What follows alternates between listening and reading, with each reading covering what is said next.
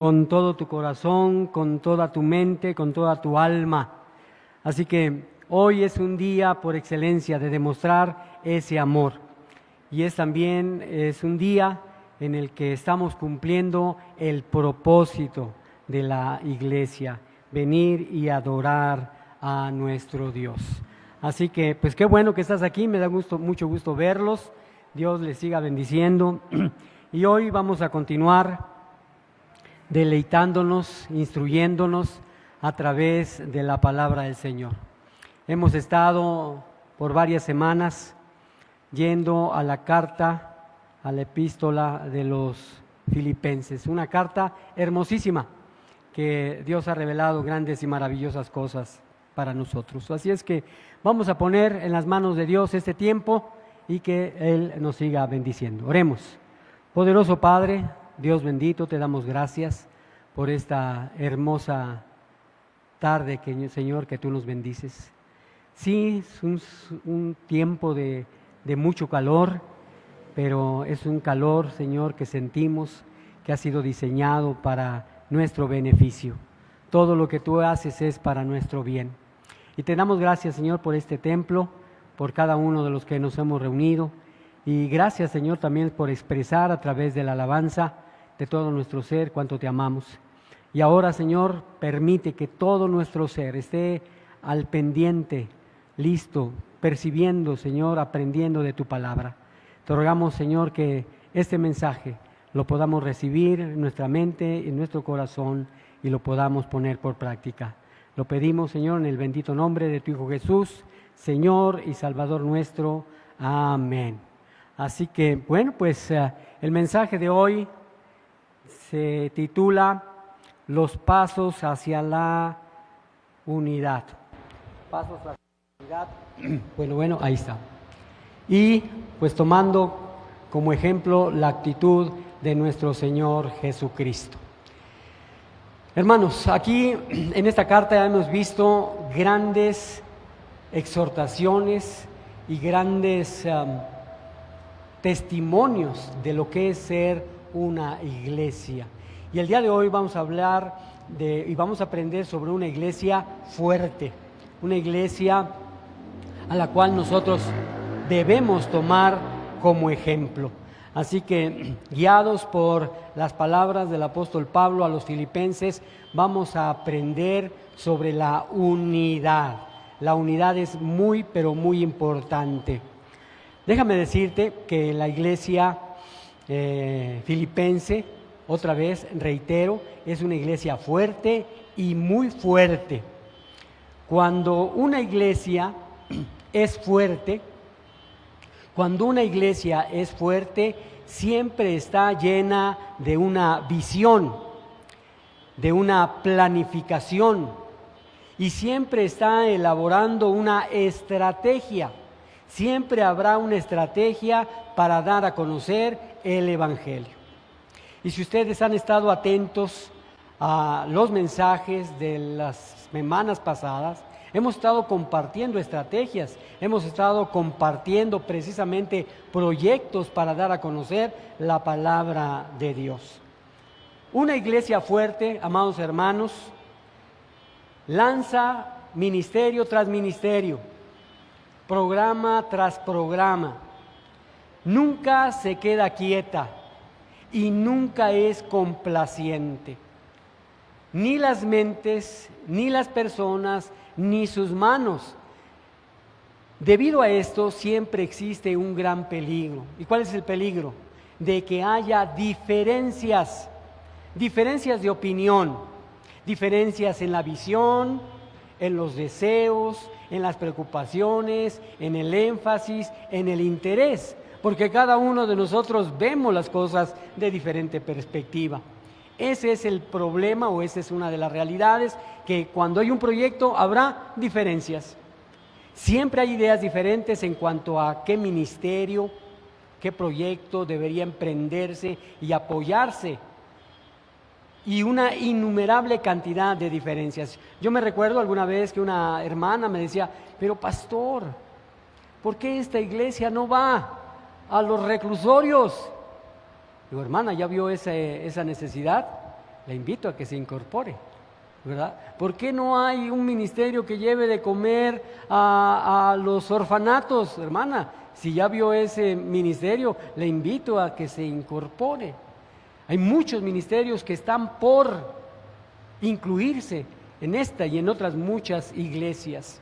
Y la idea es, hermanos, que podamos fortalecernos a través de proyectos, divisiones, de campañas inclusive.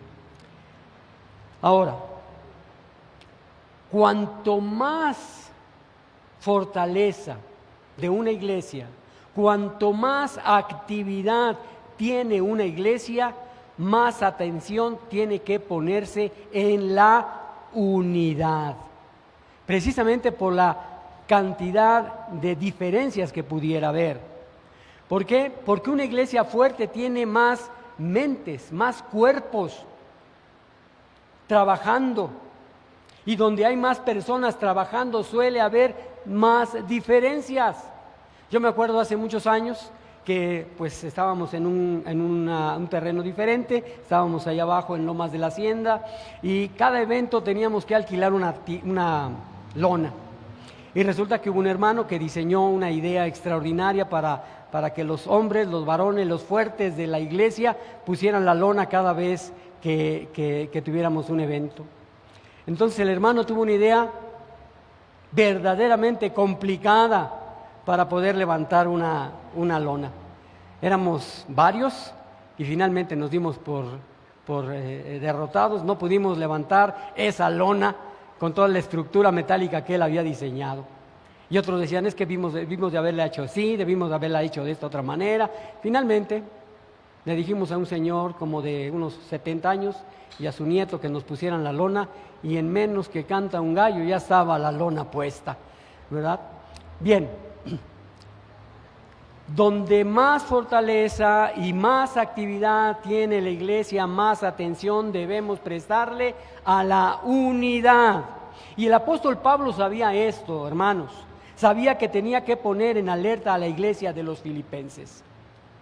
La iglesia debería protegerse de la desunión y de la división. Este es el tema del capítulo 2, los pasos hacia la unidad. Los pasos hacia la unidad. El primer paso hacia la unidad, hermanos, es permitir que tu vida, que mi vida, sea en Cristo. El primer paso hacia la unidad es Cristo, permitir que su vida se vea en nosotros. En particular hay rasgos muy específicos que mantendrán unida a la iglesia, unificada a la iglesia. Déjame platicarte de una historia de un hombre, de un padre que lleva a su hijo de 3 años a la alberca a nadar, a tener clases de natación. Entonces el niño, al entrar al agua, sabe que hay peligro porque sus piecitos no tocan el fondo. Entonces el niño agarra con fuerza la mano de su papá porque sabe que en un momento dado puede hundirse y pues sufrir un accidente. Entonces el niño con sus fuerzas toma la mano de su papá. Y entonces el papá, con una fuerza mayor, con una forma de agarrar diferente, toma a su hijo. Hermanos, esto es lo que hace el Señor Jesucristo con nosotros. Él nos toma con su poderosa mano y no nos suelta, y no nos suelta. Por eso es que nosotros debemos entender bien el mensaje de este día, el mensaje de unión. Entre más unidos, más fuertes somos. De hecho, también quiero platicarles la historia de un papá que ya estaba entrando en años, ya grande, y quería heredar a sus hijos. Entonces los convocó a todos, les dijo a todos los hijos, vengan, voy a repartir mis propiedades. Pero el Señor conocía a sus hijos La característica de sus hijos era que siempre se estaban peleando. Casi todos dijeron lo mismo. ¡Qué casualidad! Todos los hijos estaban peleando. Entonces el Señor, reunidos, les dijo, antes de venir a la reunión, traigan cada uno un palo. Y así fueron llegando los hijos con un palo. El hombre tomó cada uno de los palos y hizo un círculo con los palos y los amarró fuertemente con una soga. Luego les pidió que trataran de romper ese bloque de palos y nadie pudo romperlo. Nadie pudo romperlo. Luego quitó la soga de ese bulto de palos y les invitó a romperlos uno por uno. Y eso fue fácil. Había un montón de palos rotos regados por el piso. La lección, hermanos, es muy clara, extraordinariamente clara. La unión está en la fuerza. Un grupo unido lo resiste todo. Por eso el enemigo ataca la unión de la iglesia. Cuando la iglesia se une para algo, el enemigo ataca. El enemigo mete su cola, porque sabe que en la unión está la fuerza. Por lo mismo, Dios nos llama a proteger la unión que Él nos ha dado. Hoy vamos a ver dónde nace la unión, qué se necesita para la unión y cómo se expresa la unión. Vamos a leer todos juntos Filipenses 2, versículos 1 al 4. Vamos a hacer esta lectura, la vamos a hacer en voz alta y la vamos a hacer comenzando a leer de tal manera que vayamos captando el mensaje para el día de hoy. Filipenses capítulo 2, versículos 1 al 4. Si ya la tienes localizada, esta porción de las Escrituras, te invito a que te pongas de pie y que podamos leerla con respeto. Si es posible, ponte de pie. Dice la palabra de Dios, vamos a hacerlo todos juntos, que se oiga que estamos leyendo la palabra de Dios. Dice el Señor, por tanto, si hay alguna consolación en Cristo, si algún consuelo de amor, si alguna comunión del Espíritu, si algún afecto entrañable, si alguna misericordia, completad mi gozo, sintiendo lo mismo, teniendo el mismo amor, unánimes, sintiendo una misma cosa. Nada hagáis por contienda o por vanagloria, antes bien con humildad, estimando cada uno a los demás como superior a él mismo, no mirando cada uno por lo suyo propio, sino cada cual por lo de los otros. Amén. Que el Señor nos siga bendiciendo con su palabra. Toma tu lugar, por favor. Muy bien. Déjenme hacer una segunda lectura de esta porción, ahora en la versión nueva versión internacional. Dice esta misma porción, Filipenses 2, del 1 al 4. Por tanto, si tienen algún estímulo en su unión con Cristo, algún consuelo en su amor, algún compañerismo en el Espíritu, algún afecto entrañable, llénenme de alegría, llénenme de alegría teniendo un mismo parecer, un mismo amor, unidos en alma y pensamiento. No hagan nada por egoísmo o vanidad, más bien con humildad. Consideren a los demás como superiores a ustedes mismos. Cada uno debe velar no solo por sus propios intereses, sino también por los intereses de los demás. Hermanos, aquí tenemos una gran enseñanza, varias grandes enseñanzas.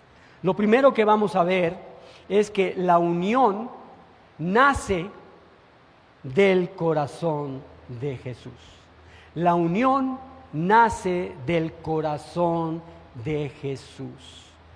Así lo podemos ver en el primer versículo. Por lo tanto, si algún estímulo en su unión con Cristo, algún consuelo en su amor, algún compañerismo en el Espíritu, algún afecto entrañable. ¿Dónde es que nace la unión? En el corazón de Jesús. Hermanos, el consuelo que recibimos de creer en Él nos motiva a unirnos a otros que también lo conocen, que conocen al Señor, que conocen su poder, que conocen su presencia, que conocen su amor. El consuelo que recibimos a creer en Dios es lo que nos motiva a unirnos a los que también le conocen. El amor que Él nos demuestra todos los días nos fortalece para amar así a otros también. La comunión de su Espíritu que nos llena nos enseña a recibir a otros también. Recuerden, el Señor nos toma, nos protege, nos cuida como un Padre amoroso. Así es como Jesús nos sostiene a nosotros. Cuando le aceptamos por fe, lo tomamos con nuestras fuerzas y ponemos nuestra confianza en Él. Sin embargo, nuestras fuerzas, amados hermanos, no son muchas. Llegan momentos en los que nuestros pies no tocan el fondo. En esos momentos la mano fuerte de nuestro Señor nos sostiene.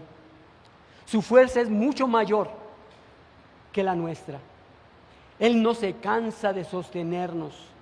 Nuestras debilidades no lo dejan frustrado. Su amor no se agota.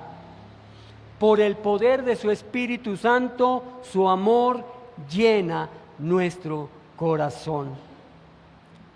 Cuando conoces ese amor tan poderoso, cuando conoces ese amor tan profundo, quedas libre para amar a otros también. Nuestra unión con otros creyentes, nace precisamente del amor que Jesús tiene por cada uno de nosotros. Y para proteger esa unión y para poderla cultivar, hay algo que se necesita. Y eso lo encontramos en los versos 2 y 3. En el verso 2 nos dice que cuando vivimos en unión, ¿qué hay? Hay alegría. Por eso decía yo hace un momento cuando comenzamos este servicio, el día especial para mí es el día domingo, porque nos reunimos como iglesia, porque cumplimos el propósito que Dios nos ha dado cuando nos formamos como iglesia, que es adorarle al Señor. Y el verlos a cada uno de nosotros, de ustedes, me regocija mi corazón. Y espero que esto suceda en cada uno de ustedes. Encontrarnos con el hermano, con la hermana, a veces con el que había tiempo que no habíamos visto por alguna razón. Hermanos, cuando vivimos en unión hay alegría, hay gozo. Dice la palabra del Señor, Pablo les dice a los filipenses: llénenme de alegría, teniendo un mismo parecer, un mismo amor, unidos en alma y pensamiento. Pablo, como enviado del Señor Jesucristo, sentía gozo cuando veía prosperar a la iglesia. Es un gozo de verdad enorme ver que la iglesia se reúne, ver que la iglesia crece, ver que la iglesia aprende, ver que la iglesia trabaja. Y así estaba el apóstol Pablo, estaba lleno de alegría. Él veía cómo sus hijos en la fe crecían.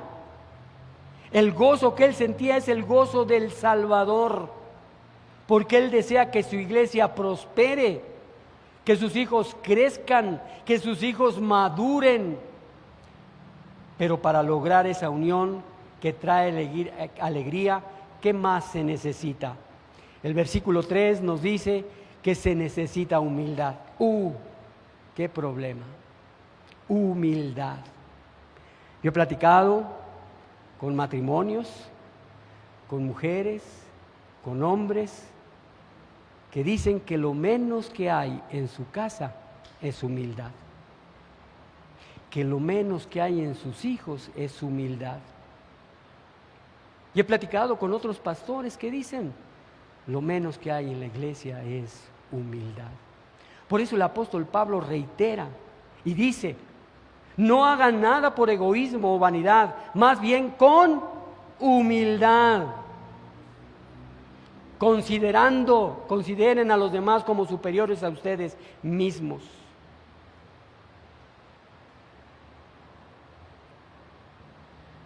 Se cuenta la historia de una iglesia que tenía un hermano, pero tan humilde. Era un hermoso hermano lleno de humildad. Este hermano se caracterizaba por eso. Jamás hablaba de sí mismo. Se la pasaba felicitando a los demás por sus logros. Se pasaba animando a los que pasaban por problemas. Se sacrificaba por ayudar a los que él pudiera ayudar. Por fin, la iglesia se dio cuenta y decidió darle un diploma y una medalla por su humildad.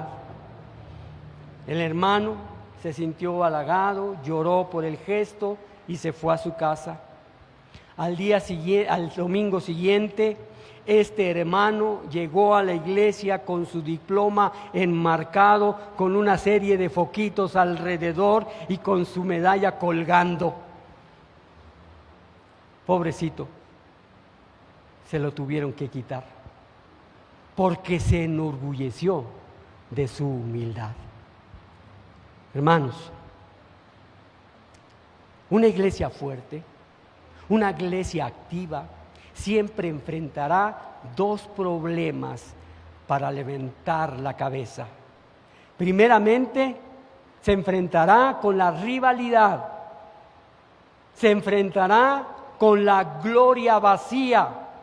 Fíjate bien,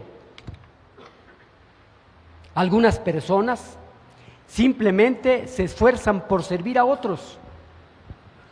Ellos no han madurado en el Señor aún.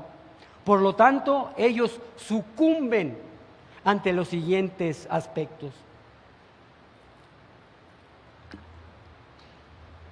Sucumben y hablan sobre diferencias. Hablan de celos, de deseos de posición, de deseos de reconocimiento, de formación de grupos, de envidia, de oposición. Algunas personas sucumben ante estos aspectos, porque si no consiguen las cosas a su manera o lo que desean, luchan en contra de la iglesia, luchan en contra de otros hermanos. Y el resultado es la desunión. Y déjenme decirles, no es solo la desunión, sino la división. Y algo que no han considerado muchos es que la división en una iglesia es uno de los crímenes más terribles dentro de la iglesia de Cristo. La división. Algunas personas van a buscar gloria dentro de la iglesia. Pero observemos cómo se le llama a esto las Escrituras. Les llama vanagloria. Algunas personas van buscando la vanagloria a la iglesia, que significa una gloria vacía. Algunas personas solo quieren la atención, requieren el reconocimiento, requieren la posición, las adulaciones, las alabanzas y hasta la honra. Quieren que la gente los busque por su consejo, por su opinión. Desean estar en los comités principales, ser reconocidos como un líder de la iglesia. El espíritu que debe prevalecer en una iglesia fuerte es la humildad. La humildad de mente, de corazón. De hecho, la única forma en que la iglesia puede permanecer fuerte y ser bendecida por Dios es que sus miembros se conduzcan en un espíritu de humildad. Fíjate bien, amado hermano, no vamos a ser humildes pensando demasiado en nosotros mismos. Más bien seremos realmente humildes cuando dejemos de pensar mucho en nosotros mismos y velar por el bienestar de otros.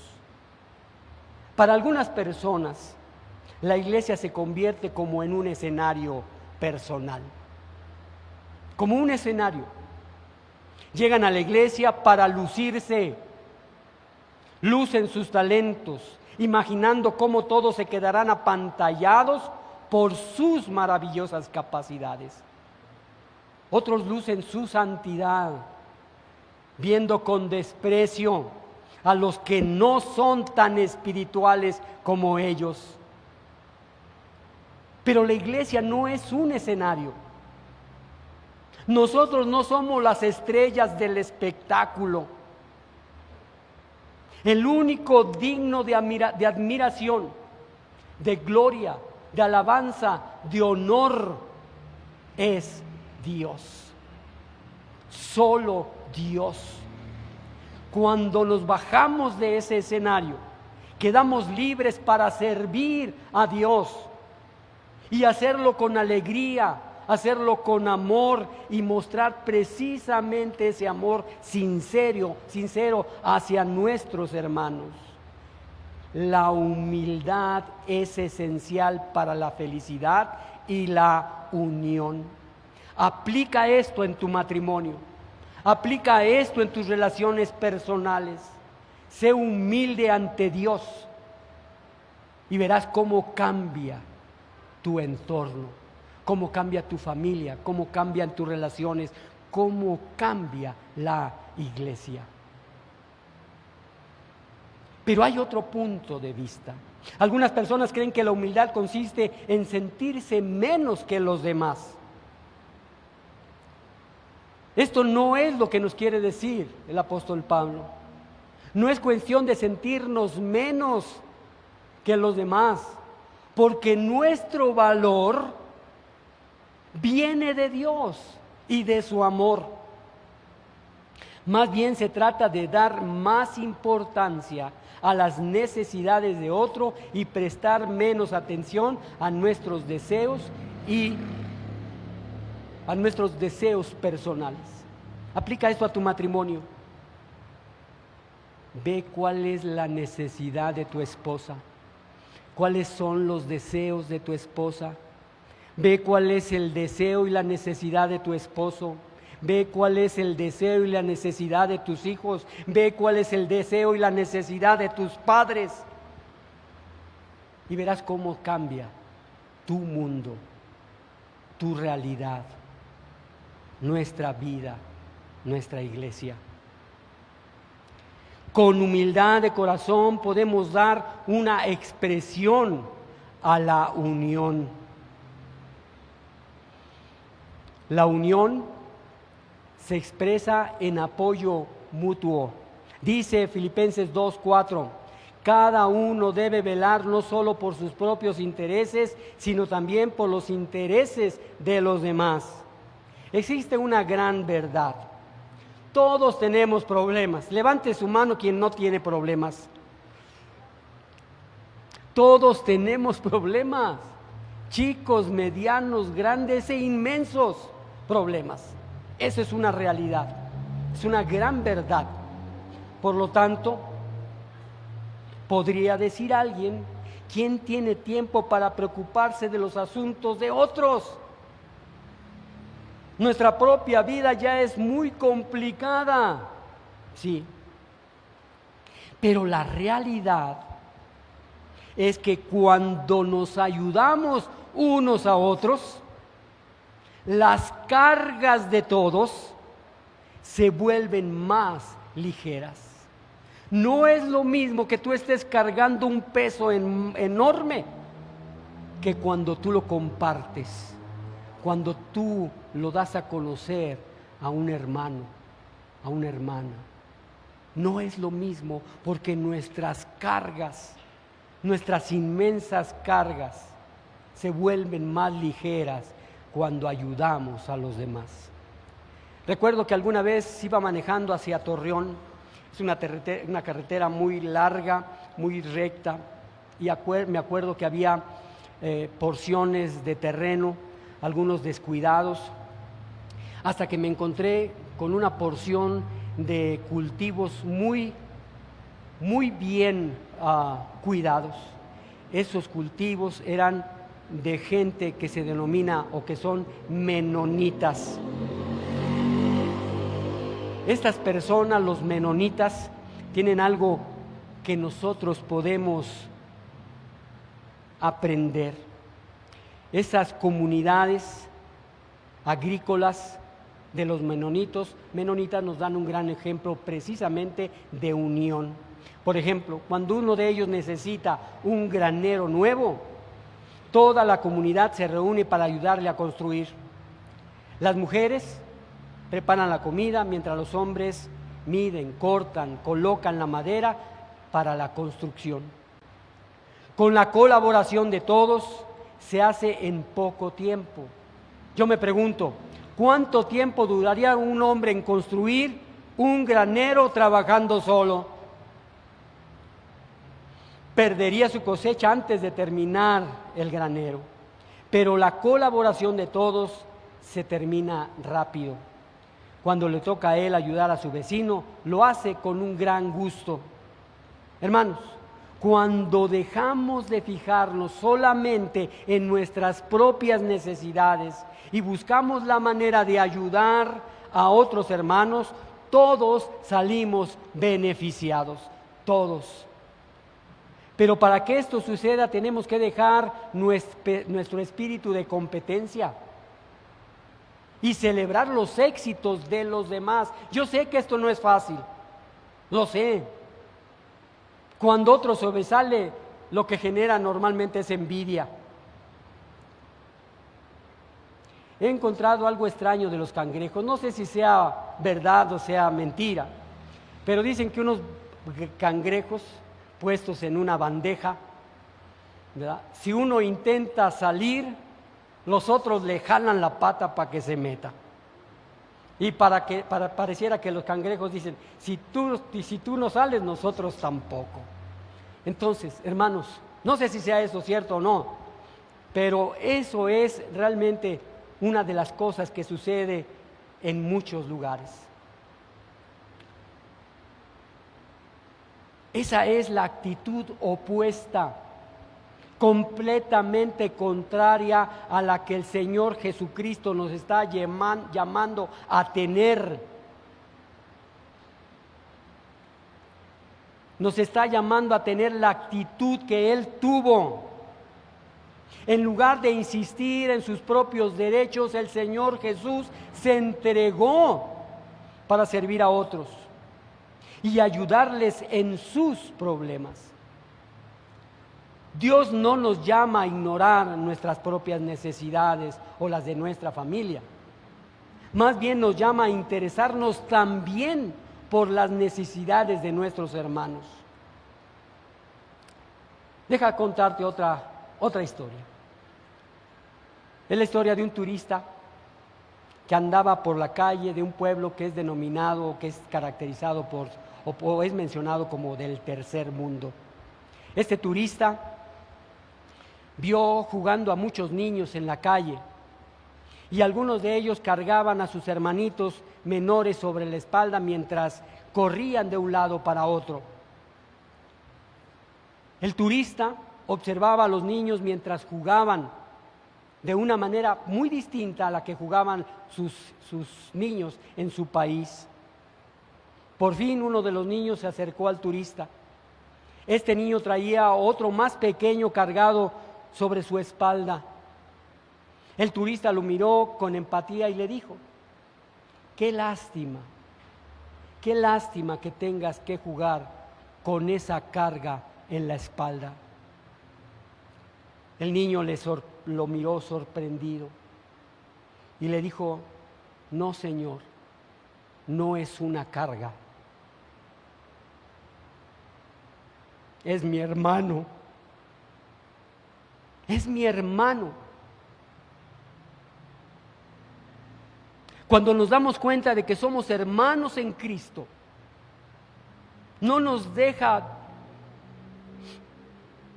de pesar llevar a otras cargas de otros hermanos. Entendemos que el esfuerzo que invertimos en apoyar a nuestros hermanos nos lo recompensará Dios.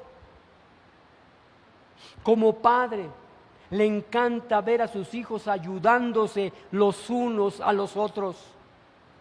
Su Hijo Jesús nos dejó el mejor ejemplo de todos. La unión es una idea extraordinaria, pero solo funciona cuando se pone en práctica. Podríamos salir diciendo qué hermoso mensaje. La unión es la fuerza. Juntos podemos más. Pero si no tomamos pasos concretos, cada uno de nosotros, y cultivar la unión y vivirla, no lograremos nada, absolutamente nada. Sabemos que el mundo necesita de Dios. Sabemos que tenemos una gran comisión de ir y compartir el Evangelio. ¿Qué dice la gran comisión? Y de hacer discípulos por todas las naciones. Como una iglesia fuerte, tenemos proyecto de compartir el Evangelio. Y el próximo 22 de este mes tenemos la comisión de traer a alguien que no conozca de Cristo y poder compartirles la verdad del Evangelio. Que si están viviendo en una crisis familiar, laboral, económica, pueden acudir a Dios y puedan descubrir por qué todas esas cosas que lo tienen en crisis han sucedido. La causa de sus problemas, la causa de sus heridas. Y no solo vamos a traer a esas personas para que descubran eso, sino las consecuencias de sus heridas. Y más aún, la cura para sus heridas. Y necesitamos unirnos, hermanos, unirnos.